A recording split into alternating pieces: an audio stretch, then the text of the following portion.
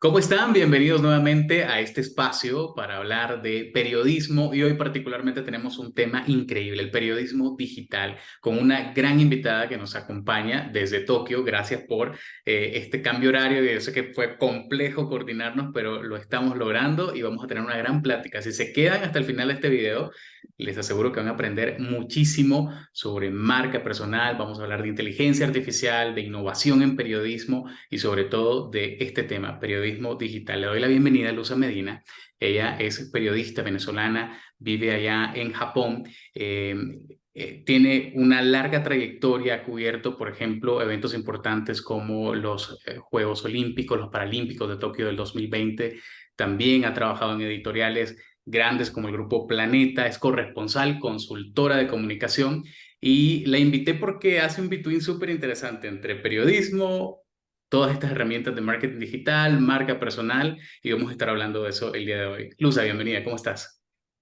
Muy bien, gracias Jorge por la invitación. Un placer estar aquí y conversar sobre estos temas tan interesantes y tan actuales con tu comunidad.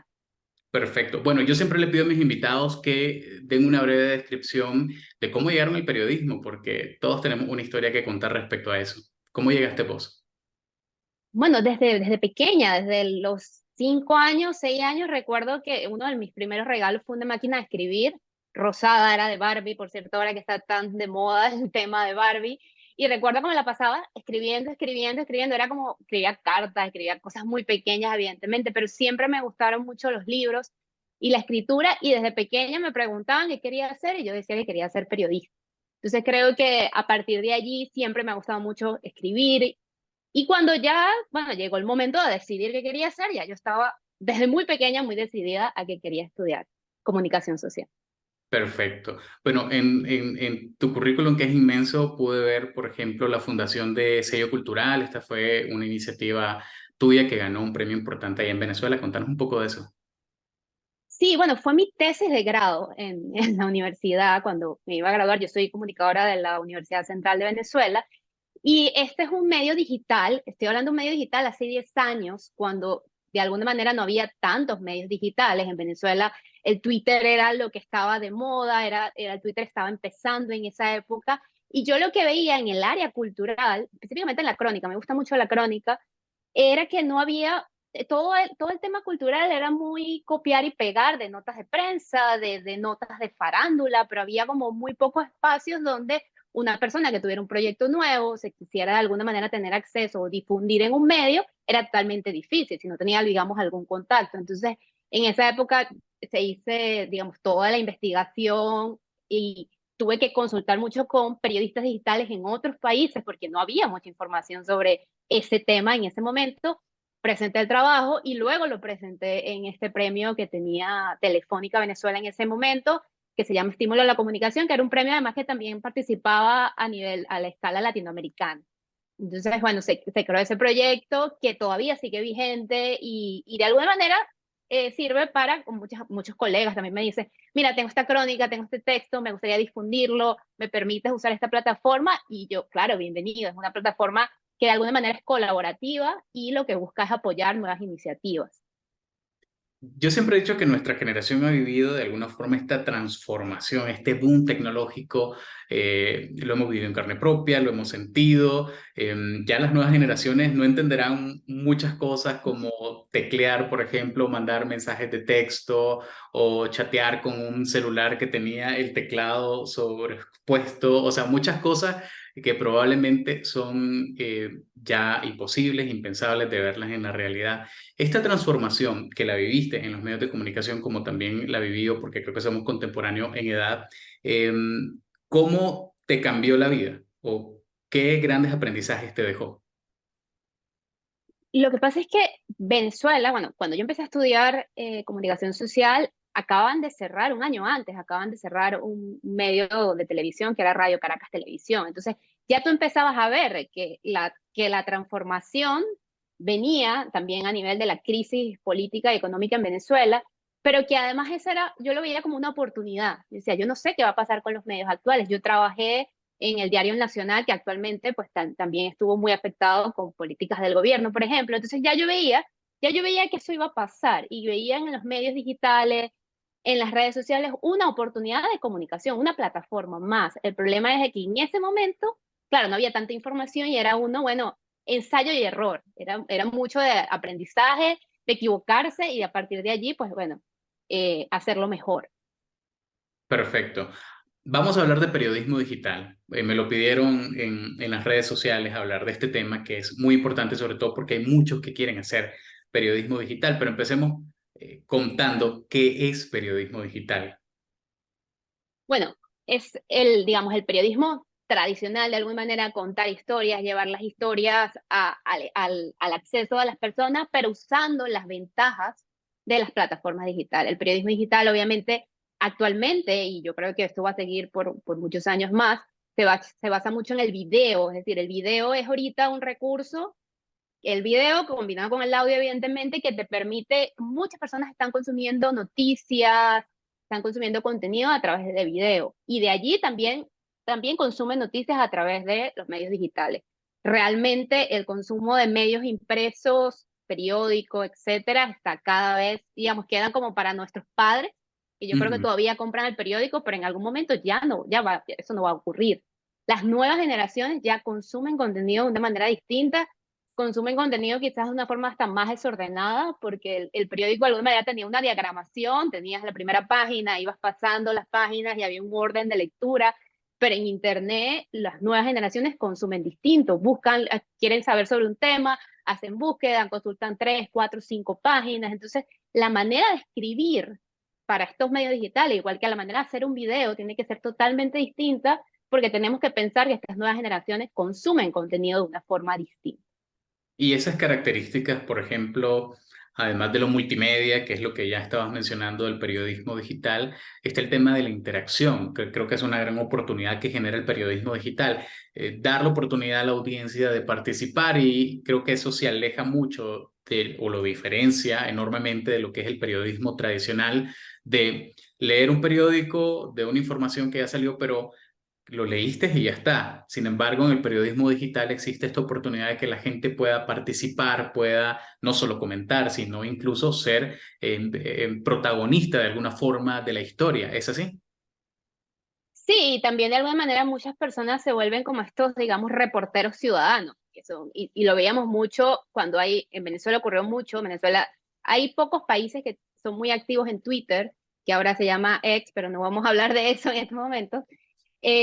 Japón, por ejemplo, también, Japón, Venezuela usan mucho Twitter, y cuando hay situaciones, crisis política, protesta, momentos, digamos, coyunturales complicados, se vuelven ellos los que también te avisan, está ocurriendo esto aquí, es tan fácil, todos tenemos un teléfono inteligente que es tan fácil tomar una foto, grabar un video, y de alguna manera eso te puede servir a ti también para hacerlo parte y también para que puedas saber también qué está sucediendo en muchos lugares. Es decir, pasan varias cosas, se democratizó de alguna manera este consumo de información que antes, eso, uno veía la noticia, uno veía la televisión, leía el periódico y quizás le iba a mandar un correo electrónico al periodista comentándole la nota. Pero ocurría muy poco, o sea, eran muy pocas las personas que se tomaban el tiempo de escribir un correo, pero enviar un tweet, comentar una publicación en redes sociales es tan fácil que la gente está activa, comenta, critica, dice su opinión y bueno, y nos sirve a todos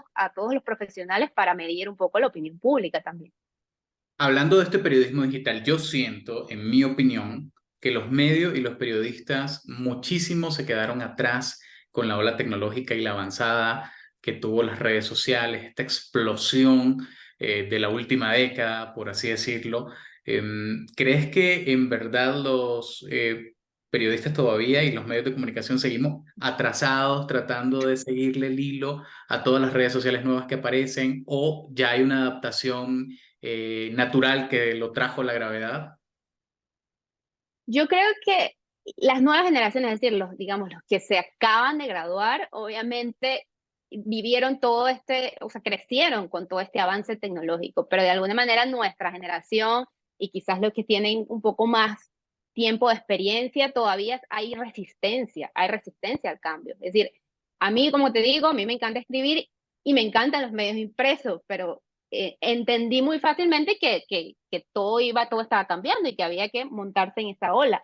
pero sí hay resistencia al cambio, vemos como muchos grandes medios tradicionales de alguna manera están muriendo por no querer adaptarse, es decir, están perdiendo, tienen una comunidad como de entre 40 y 50 años que está allí fiel, pero no le están llegando a las nuevas generaciones. Y también vemos algo que preocupa mucho y es la desinformación en redes sociales. Esa Ujú. cantidad de fake news que vemos, porque claro, estos medios se acostumbraron a hacer su trabajo muy bueno, sin duda, pero de una manera tradicional que ya está llegándole cada vez a menos personas. Y de alguna manera nuestro trabajo es comunicar, informar y lo mejor es que podamos llegarle a todos por igual en el formato que a esa persona le guste. Yo creo que tenemos que los medios, sin duda, tienen que ser medios multiplataformas, es decir, tienen que estar en todos los formatos posibles, tienen que estar en todas las redes sociales, si sale una nueva red social, tienen que ser los primeros en tener la cuenta. Y luego, bueno, si perdió, digamos, la cantidad de usuarios, pues quizás dejar de realizar tantas acciones allí. Pero cualquier espacio de comunicación es valioso para hacer nuestro trabajo. Bueno, te voy a preguntar qué medios crees vos que lo están haciendo bien, que la están rompiendo en digital, que están haciendo trabajos increíbles, que vale la pena que la gente los siga, los vea en temas de interacción, en temas de formatos, de experimentar nuevos formatos. Y a propósito de los nuevos formatos, vamos a hablar de eso porque hay muchísimo, ¿no? Por experimentar o por empezar.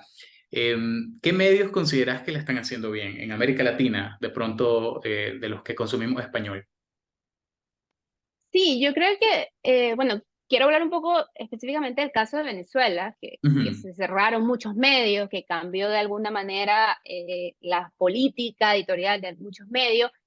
Surgieron muchos medios digitales, que son actualmente realmente los que comunican y dan información acertada. Entonces, creo que de alguna manera estos medios que nacieron completamente en digital lo están haciendo muy bien. Sin embargo, también hay otros medios que tienen, en cuanto a números, digamos, de visualizaciones, de lectura, Infobae, por ejemplo, tiene una cantidad, tú revisas sus estadísticas de SEO en Google y son muy buenas y es porque combinan muchos recursos de publicación de contenido. Hay periodistas escribiendo contenido y hay bots escribiendo contenido.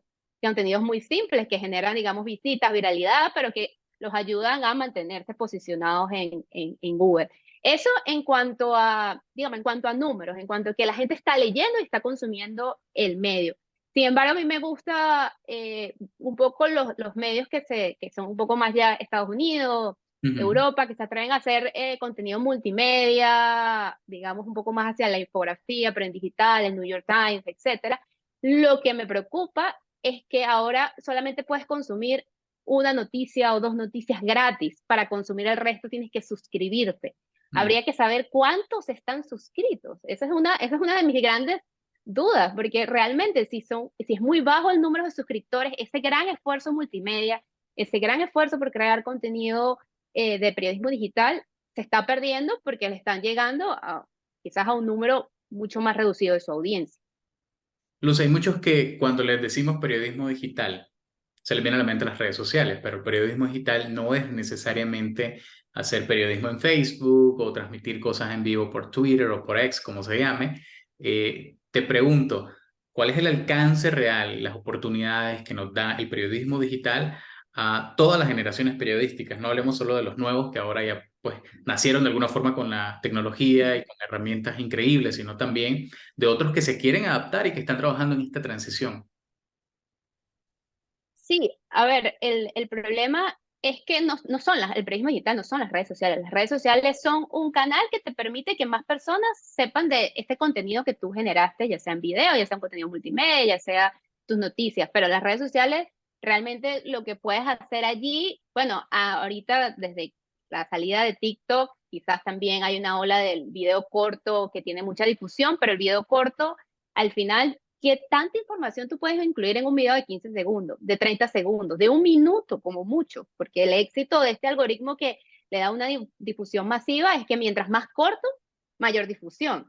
Pero ¿qué tanto contenido valioso tú puedes generar? Yo lo que creo es que lo puedes usar como una ventana de, mira, haces un video corto y entra a mi página web o entra al medio y puedes consumir el documental completo, el reportaje completo, y eso de alguna manera te permite mantener, pues, crear una comunidad, mantener los niveles de audiencia, porque al final el gran problema, y estamos en un momento de crisis, digamos, económica mundial, de muchos problemas, que también los medios quieren rating, quieren números, y si el periodista o de alguna manera esto no tiene la capacidad de llegar a nuevas audiencias, pues sí es complicado.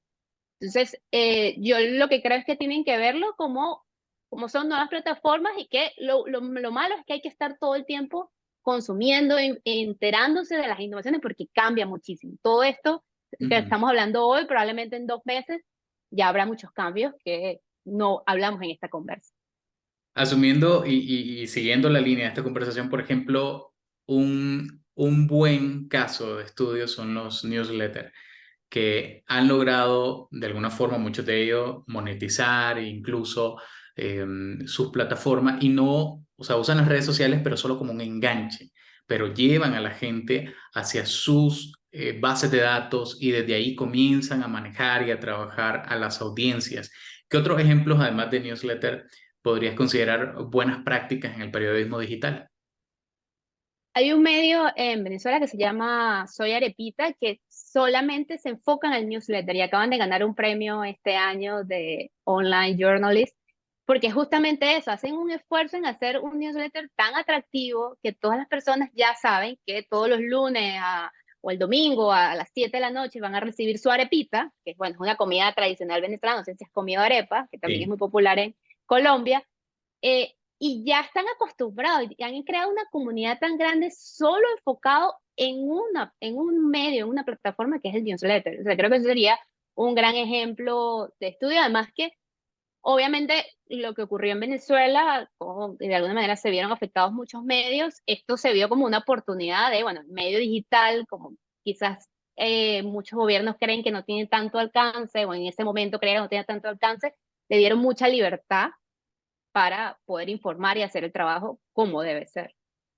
Muy bien. Ahora vamos a pasar a un tema que también quería conversar con vos y aprovechando que estamos ya en esta conversación y es la marca personal. El otro día una periodista me preguntaba algo sobre redes sociales y yo le decía, bueno, es que al final tenés que mostrar un poco tu trabajo, tenés que estar dispuesto a ser visible. Y me decía, no, yo no soy para eso, yo no soy para eso es para gente más joven o eso es para gente influencers. Te pregunto, marca personal, un periodista que desarrolla la marca personal, ¿tiene algo que ver con influencer? ¿Por qué existe esta estigmatización de alguna forma? ¿Cómo lo aprecias? A ver, sí, bueno, existe una estigmatización del influencer, creería yo, de la palabra influencer. A mí no me gusta usar la palabra influencer, me gusta llamar líderes de opinión de alguna manera, y creo que los periodistas por naturaleza son líderes de opinión y digamos, somos influencers de alguna manera. A ver, la marca personal te permite reinventarte, te permite tener siempre opciones de trabajo donde sea que estés. A mí me tocó emigrar por razones de crisis política, económica, digamos a nivel de salud principalmente. En Venezuela me tocó venir a Japón y en ese momento llegar a un nuevo país donde nadie me conoce, donde sí tenía una gran carrera en Venezuela y para mí era muy fácil conseguir cosas en Venezuela, pero llegar a un nuevo país donde no hablan tu idioma, donde nadie te conoce, ¿qué tú puedes tener? Y ahí yo dije, tengo que desarrollar mi marca personal. Ya lo venía haciendo, pero con mucho trabajo a veces uno, bueno, lo descuida y tengo un tiempo libre, voy a publicar esto para que la gente sepa que estoy trabajando en esto, o algo que te emociona mucho y también lo quieres compartir con tus amigos, pero antes de llegar a Japón, de alguna manera era algo muy natural, muy espontáneo, que hacía con cierta regularidad, pero desde que llegué acá, dije, no, tengo que crear mi marca personal y eso es lo que me ha ayudado a conseguir todos los trabajos y a poder, digamos, seguir haciendo lo que amo, a pesar de que estoy a muchos kilómetros de mi país de origen, a pesar de que el idioma es complejo, una cultura muy cerrada, una cultura maravillosa por muchos sentidos, pero también es difícil alcanzar espacios de trabajo en el ámbito, digamos, japonés. Entonces, yo creo que la marca personal te permite hacer lo que tú amas donde sea que estés y te ayuda a obtener nuevas oportunidades de trabajo. A ver, si tú no muestras lo que haces, y pasa mucho con estas nuevas profesiones. A veces la gente sí, él sale en televisión, pero realmente, qué es salir en televisión, qué hay detrás, que todo el proceso, que a la gente le interesa mucho conocer el proceso, el detrás de cámara, todo lo que hay en un set, a la gente le llama la atención eso, pero si tú no lo muestras, la gente cree que a veces, y eso ha pasado con nuestra profesión, hacer periodismo es muy fácil, ay, tú solamente lees unas noticias, hablas esto, y hablas con la gente, haces entrevistas, hablas con la gente, tu profesión es hablar. No, hay todo un trabajo de investigación, hay todo un trabajo de semanas, de meses, detrás de todo eso, que si tú no lo muestras, nadie lo va a entender y nadie se va a acordar de ti cuando también pueda surgir una nueva opción de trabajo. O sea que mostrar tu trabajo es recordación para las demás personas, pero también te abre posibilidades para trabajar con muchos. Y aquí te voy a contar una experiencia que tuve haciendo periodismo de soluciones, particularmente, que fue algo que aprendí en el 2019, por ahí me entrené en esto. Hice un trabajo de periodismo de soluciones en Nicaragua. Y bueno, yo regularmente y siempre lo he hecho desde muchísimos años, desde que empecé, creo, comenzar a compartir, vean mi trabajo, acabo de hacer esta investigación o el proceso de documentación, ¿no? Estoy en tal lugar porque estamos grabando un reportaje para X medio y publicar un trabajo de periodismo de soluciones, que es algo desconocido casi que hasta ahora en la región, sobre todo en español, le llamó la atención a una organización. Y nunca olvido el mensaje que me enviaron diciéndome, hola Jorge, ¿cómo estás? Queremos contactarte porque nos gustó mucho el trabajo este que hiciste y nos encantaría que pudieras hacer un trabajo con ese mismo enfoque, porque no entendían de qué iba el tema, con este mismo enfoque, pero sobre este proyecto que tenemos nosotros. Y bueno, ahí nació también otra investigación sobre periodismo de soluciones, de otra gran historia que me pareció increíble, pero nunca olvido esa frase. Me encantó el trabajo que hiciste y me gustaría que hiciera algo contando nuestra historia o la historia de este proyecto bajo ese mismo enfoque. Ha sido de los pocos trabajos de periodismo de soluciones que he podido hacer, digamos, grandes, con financiamiento y esto, y llegó gracias a publicarlo, gracias a dar a conocer. Y con esto te pregunto, Luza, ¿qué otras oportunidades se nos abren a los periodistas el tener una marca personal?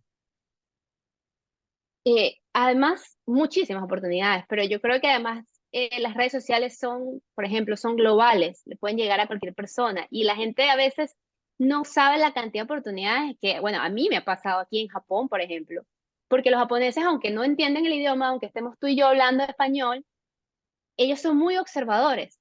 Entonces ellos ven, o sea, pueden ver una pieza de un, no sé, un reportaje de 2 minutos de algún tema específico, pero ven el enfoque, la cámara, observan todos los detalles y también te pueden llegar así como llegó esta oportunidad para ti y te dicen, mira, aquí por ejemplo hay muchas historias interesantes en los pueblos y son lugares que son de difícil acceso. Hay mucho contenido de Japón, pero bueno, un contenido que a los japoneses particularmente tampoco se sienten muy orgullosos, porque a mí como periodista no soy fanática ni del manga, ni de todas estas cosas como otaku, que a todo el mundo le gusta de Japón, piensa en Japón y piensa en los mangas, en todo esto, pero detrás de todo eso hay muchos pueblos, hay muchas tradiciones milenarias en lugares escondidos que son que ellos por ser muy cerrados son de difícil acceso, o sea, no todo el mundo le dan la puerta de entrada a estos lugares o a estas tradiciones. Y bueno, nos pasó este año que pudimos hacer digamos, un documental en uno de estos lugares que también hay una montaña, es como muy difícil acceso, y de alguna manera ellos estaban buscando personas extranjeras también porque lo querían hacer en otros idiomas, para poder llegarle a los extranjeros que cuando vienen a Japón, y esto es como muy sencillo, un ejemplo muy sencillo, pero realmente la cantidad de oportunidades que se te pueden abrir sin importar la barrera del idioma, sin importar dónde esté la persona, son increíbles y más después de la pandemia. Yo creo que hay un antes y un después de la pandemia. Antes de la pandemia sí había, digamos, mucha resistencia para muchas personas de por qué tengo que tener redes sociales, por qué tengo que tener una página web de mi marca personal. ¿Por qué? Yo creo que después de la pandemia mucha gente entendió, mucha gente no pudo hacer su trabajo como lo venía haciendo durante al menos 2 años y hay países que tuvieron políticas de restricciones muy, muy difíciles. Y el caso de Asia, por lo menos Japón, estuvo cerrado la frontera por 2 años, 3 años. Entonces, eso de alguna manera te permite que donde sea que estés, a pesar de las circunstancias, puedas siempre tener oportunidades de comunicar y de hablar. Y algo que también me gusta mucho de las redes es como tú dices, esta charla de hoy salió porque tú le preguntaste a tu comunidad sobre qué querían hablar. Y eso de alguna manera nutre mucho tu trabajo, que tú puedas tener también saber qué no estuvo bien, saber bueno, me gustaría que desarrollaras este tema, me gustaría saber, no sé, y me ha pasado con muchos colegas, mira, yo consumo este youtuber, porque aquí hay muchos youtubers que generan contenido de Japón, pero nunca hablan de esto, nunca hablan de lo otro, ¿cómo es esto? Entonces uno como periodista de alguna manera allí dice, ah, mira, es que es verdad, es que siempre se habla desde Japón desde un punto de vista fanático, pero no desde un punto de vista periodístico. Entonces aquí es donde tú estando en otro país también puedes tener otras oportunidades de comunicar y estar muy cerca de tu audiencia. Perfecto. Luz, imagina que te invitaron a tu universidad a dar una charla a estudiantes que están por graduarse y muchos de ellos quieren desarrollar su marca personal, quieren ser visibles, quieren trabajar en medios, quieren comenzar a contar historias y hacer periodismo. ¿Qué consejo le daría a este grupo de estudiantes que está por salir y que te dice, ¿cómo hago o cómo empiezo para desarrollar mi marca personal como periodista? La marca personal tiene mucho de tu personalidad. Entonces yo lo que creo es que uno, que empiecen desde ayer, o sea, que empiecen desde ya, así sea lo más fácil, crearme una cuenta de redes sociales, la que más me guste, me siento mejor. Hay personas que no les gusta salir en cámara también, hay personas que no se sienten cómodas hablando en público. Bueno, tienes opción de Twitter, por ejemplo, X ahora, es decir, tantas opciones que tú puedes usar para mostrar tu trabajo y mostrar quién eres y también opinar sobre temas o hablar sobre temas desde un punto de vista informativo. Es decir, que lo que tienes que hacer es empezar a mostrarlo. Yo veo mucho, y lo veo mucho con los medios, que hay trabajos valiosos, hay documentales muy valiosos en los medios tradicionales, que no, que tú revisas las estadísticas en YouTube y revisas las estadísticas de sus páginas web y no le están llegando a nadie. Y son contenidos valiosísimos que se quedan en digamos, en un grupo reducido de personas. Entonces, yo creo que los jóvenes tienen que empezar desde ya a mostrarse con lo que tengan, o sea, con lo que sea más fácil a su alcance. Ya más adelante quizás tienen un poquito más de presupuesto y pueden crear su página web o pueden aprender, porque ahorita con la inteligencia artificial también hay muchas herramientas que te permiten crear página web, digamos, muchas cosas en pocos minutos. Entonces también están en un momento con una gran ventaja. Para uno era más difícil, no había información, era un poco de ensayo y error, pero ahora no hay excusas para no hacerlo. ¿Qué te ha servido a vos para desarrollar una marca personal como periodista y que te ha traído estas oportunidades que vos mencionás? ¿Qué cosa de pronto ser constante, de pronto alguna red en particular o darle un toque distinto, curioso, llamativo? ¿Qué te ha funcionado? Bueno, yo lo que te digo es, como te digo, las marcas personales tienen que ver mucho con tu personalidad. Yo empecé obviamente en Twitter, estando en Venezuela. Recuerdo en algún momento hasta hubo un concurso de cuántos RT, o sea, era una época donde todos experimentábamos, bueno, la que tenga la mayor cantidad de RT, se gana no sé qué, era como mucho, como te digo, mucho ensayo-error. Pero actualmente una red social que para mí es como multiplataforma porque tiene todas las opciones de contenidos es Instagram. Y de alguna manera me ha funcionado, uno, para que las personas, bueno, sepan lo que uno está haciendo, dónde está y por qué está haciendo. Y la verdad es que me ha abierto muchas puertas de trabajo, muchísimas. O sea, nada más por difundir lo que estoy haciendo, por subir un video, por subir una foto, por subir un contenido, y a veces la constancia pues puede ser sin duda un problema, porque bueno, cuando uno se llena de trabajo a veces es como, bueno, dejo mis redes sociales de último. Nos pasa todo, pero tratar igual de ser constante. Evidentemente tienes que ser muy constante, así sea una historia, que las historias duran 24 horas y es algo muy sencillo de hacerlo, no dejen de publicar en ese sentido. Esta conversación, de hecho, nació por un mensaje que te mandé en Instagram y te pregunté si te gustaría animarte a hablar de esto. Alguien antes en la audiencia también me ha dicho, quiero saber cómo ser un periodista digital, cómo hacer periodismo digital.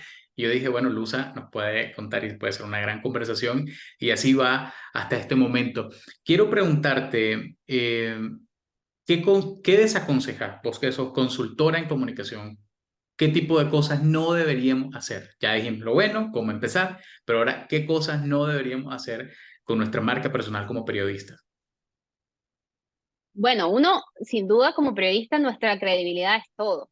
Entonces, tener mucho cuidado con lo que se publica, con la certeza de la información. Yo he visto como grandes profesionales han compartido algo por la exclusiva, bueno, se parece que pasó esto y terminan envueltos en una crisis en redes sociales porque la gente empieza a atacarlos también. Mira, tú dijiste esto y esto no era verdad. Es decir, mucho cuidado con esto, mucho cuidado. También si eres, por ejemplo, si si prefieres escribir en medios digitales, tienes que recordar que las personas, como te decía en un principio, buscan una información en específico. Entonces, en la manera de escritura, y también pasa con los videos, aquí volvemos a lo básico, principios básicos, pirámide invertida.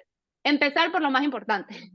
Empezar por lo que enganche. Cuando ustedes hacen también contenido, cuando hacemos contenido en videos, en Reels, TikTok, etcétera, hasta para hacer un reportaje, no un reportaje, una noticia, hacer un pequeño reporte, empezar, empieza por lo más importante, por lo sustancioso, porque normalmente, ya sea que sea en video o ya sea en medios digitales, las personas tienen poco tiempo y consumen información de alguna manera muy rápido, van saltando. Entonces tú tienes que lograr captar su atención en los primeros segundos o en el primer párrafo de la lectura. Entonces, es importante que lo tengan en cuenta, no empezar, porque muchas veces, y sobre todo cuando el periodista explora, digamos, la crónica o explora otro tipo de formato, se va mucho por lo literario a veces, se va mucho por, bueno, querer, digamos, detallar todo lo que tenía a su alrededor.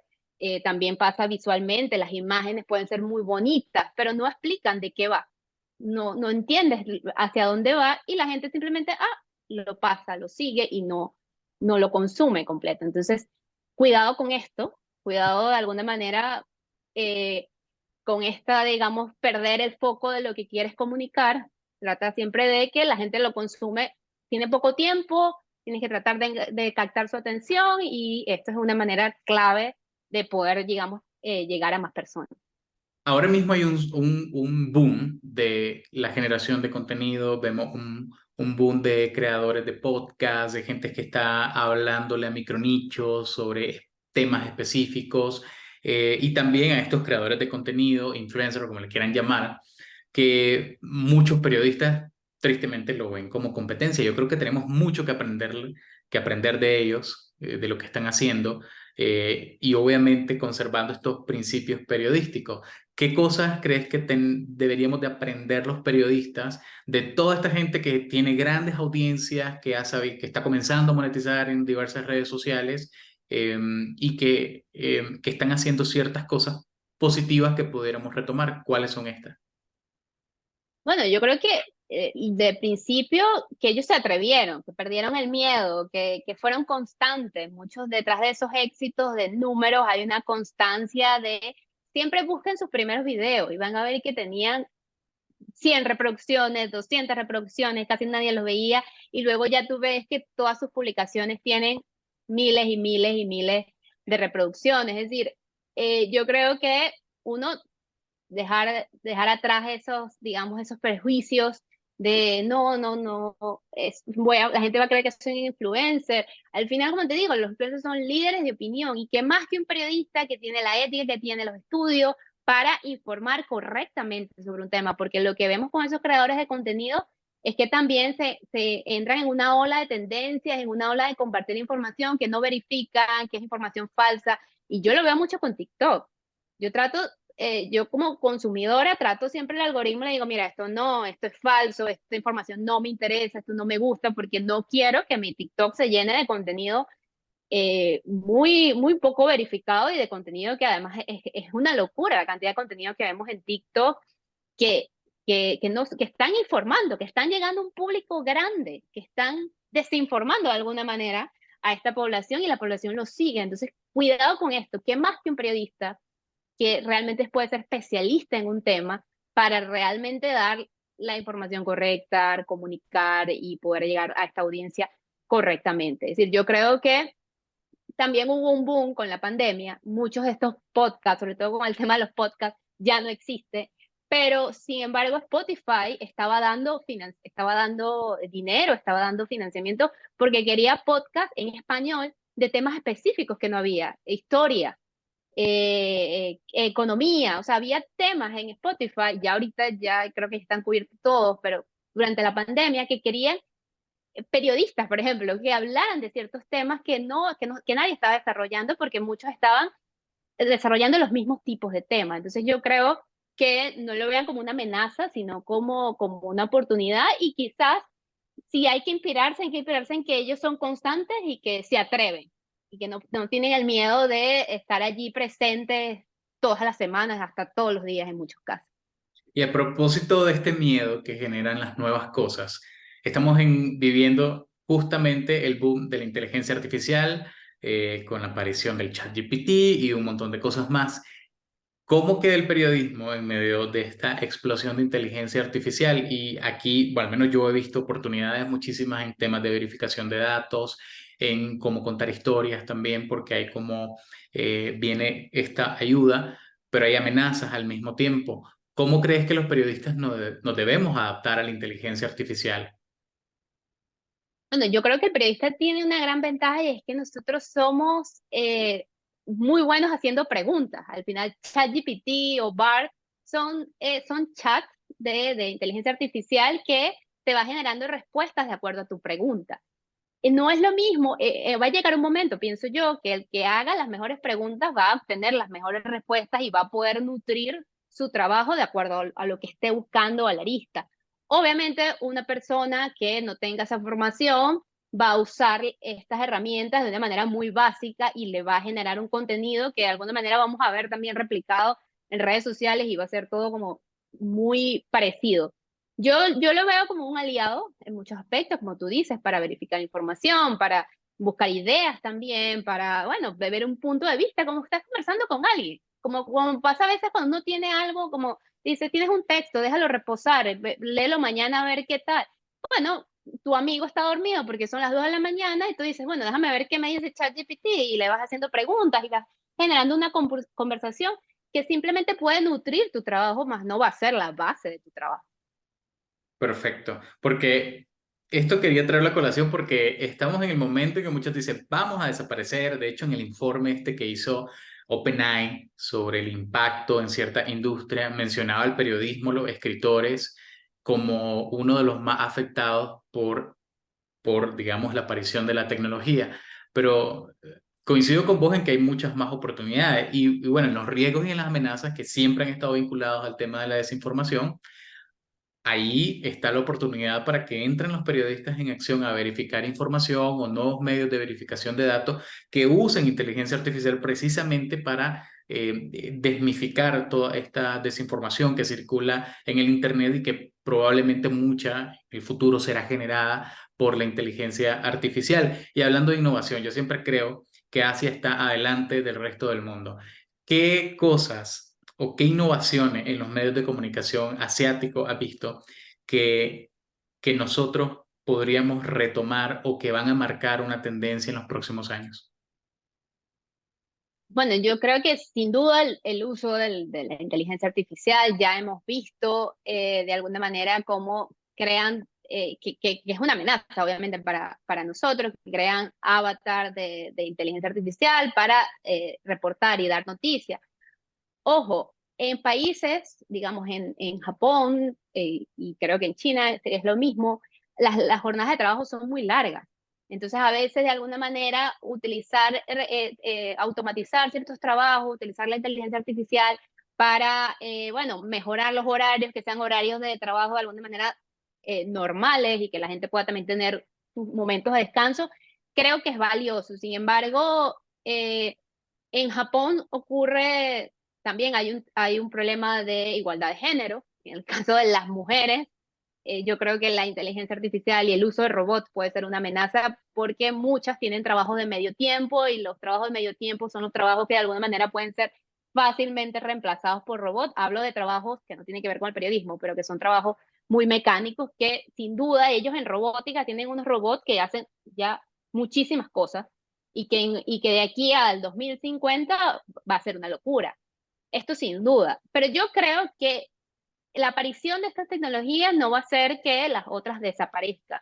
Pasó con la televisión. Cuando pasó la televisión, todos dijimos la radio va a desaparecer. Y no, imagínate todo lo que está sucediendo con el podcast, por ejemplo, con el boom del audio. Es decir, creo que se van a combinar ambas cosas. Creo que además el análisis que un ser humano puede ofrecer a una noticia, el contraste de información, el llegar, el ir más allá, no lo va a lograr un robot, no lo va a lograr un avatar desarrollado con inteligencia artificial, porque al final siempre se va a quedar detrás de la programación de alguien que le dijo, que le dio el contenido de esta manera, entonces siempre se va a ver la diferencia. Lo vemos con los audios generados con inteligencia artificial, lo vemos con los videos, se nota que es un robot y al final genera rechazo, porque yo creo que somos humanos y siempre vamos a conectar con el humano de una manera mucho más fuerte. Muy bien. Yo creo que siguiendo esta línea, el otro día estábamos en un taller sobre inteligencia artificial y periodismo aquí en Bogotá, y una de las grandes reflexiones fue precisamente esa. Los robots pueden hacer muchísimas cosas, pero nunca van a tener la capacidad de la percepción humana, del raciocinio, de hacer las preguntas correctas, de tener un contexto, un punto de vista. O sea, eso, al menos por ahora, no está a la vista. Y lo imagino y lo aterrizo a vos que te gustan las crónicas, cuando te manden a hacer una crónica a la calle, nunca un chatbot o un robot va a poder contar los olores que percibió ahí, los sonidos, la cara de la gente, el ambiente. En realidad, ese tipo de cosas siempre van a depender de los humanos y ahí es donde veo grandes oportunidades para los periodistas que se especialicen en diversas áreas como la crónica, por ejemplo, que nunca va a poder ser, al menos creo, nunca va a poder ser algo automatizado, poder narrar algo que viviste, porque un robot no lo vas a poder mandar a un lugar a vivir X o Y situación y percibir el mundo como lo percibimos los humanos. Así es que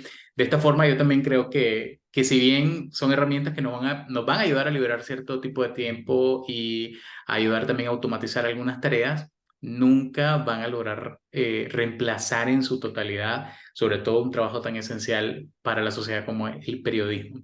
Luza, estamos llegando al final de nuestra conversación. Yo creo que hemos hablado casi la mayoría de los aspectos que nos propusimos. Y para cerrar, me gustaría preguntarte hacia dónde nos deberíamos de mover los periodistas en este entorno digital.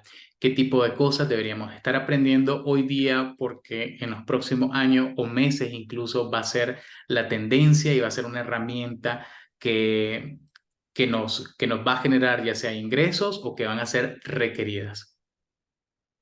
Yo creo que tenemos que ser muy versátiles, entender primero, estudiar todas las plataformas, experimentar, sale una nueva red social, estar allí presente. Digamos que este es el año sin duda de la inteligencia artificial, usar la inteligencia artificial en el día a día, pero usarla con ese ojo crítico. La inteligencia artificial también se equivoca, tiene errores ortográficos, tiene errores de sintaxis, es decir, nosotros tenemos una capacidad de detectar todo eso, pero en el uso es que nos vamos a dar cuenta. Si lo vemos como una amenaza y no, no, yo no voy a estar allí porque eso es solo para generación Z o eso es solo para nuevas generaciones, yo no, nos estamos perdiendo una oportunidad de entender que realmente puede ser un aliado y que nos va a ayudar a simplificar el trabajo en algunos aspectos, pero siempre con ese ojo crítico.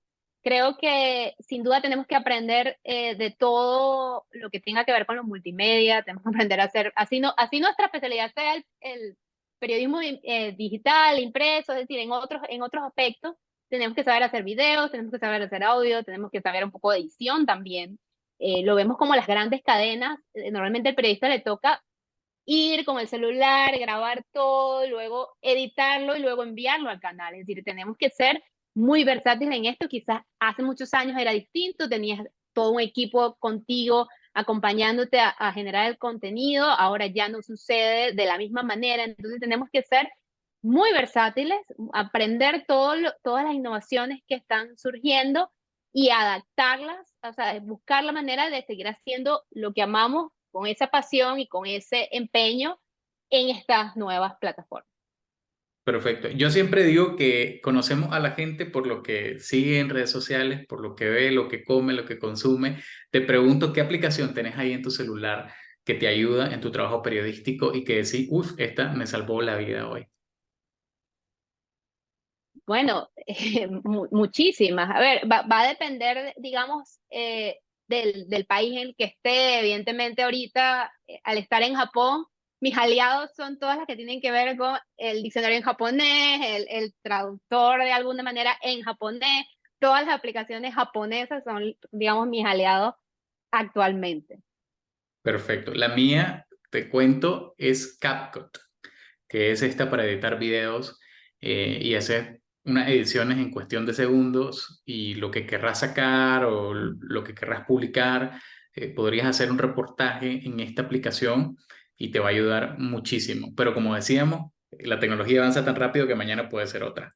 Así es que, bueno, adelante, te escucho. No, sin duda, CatCo también es muy buena y además la captación de subtítulos, por ejemplo, de CatCo es casi perfecta, o sea, no tiene tantos errores como otras aplicaciones. Entonces, a veces si quieres, si no escuchaste bien qué te dijo el entrevistador, lo colocas en CatCo, ves el subtítulo y ves, ayuda muchísimo, sin duda es valiosísimo.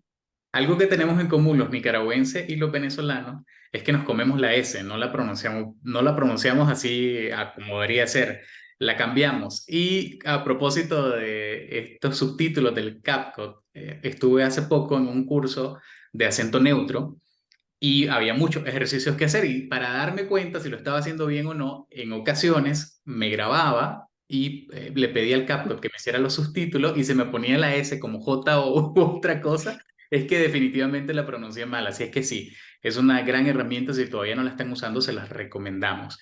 Luza, últimas recomendaciones, consejos, te doy un minuto al aire para que puedas despedirte de nuestra audiencia y darle alguna recomendación, sobre todo a los periodistas nuevos y a los que se quieren adaptar al periodismo digital y de toda esta tendencia tecnológica.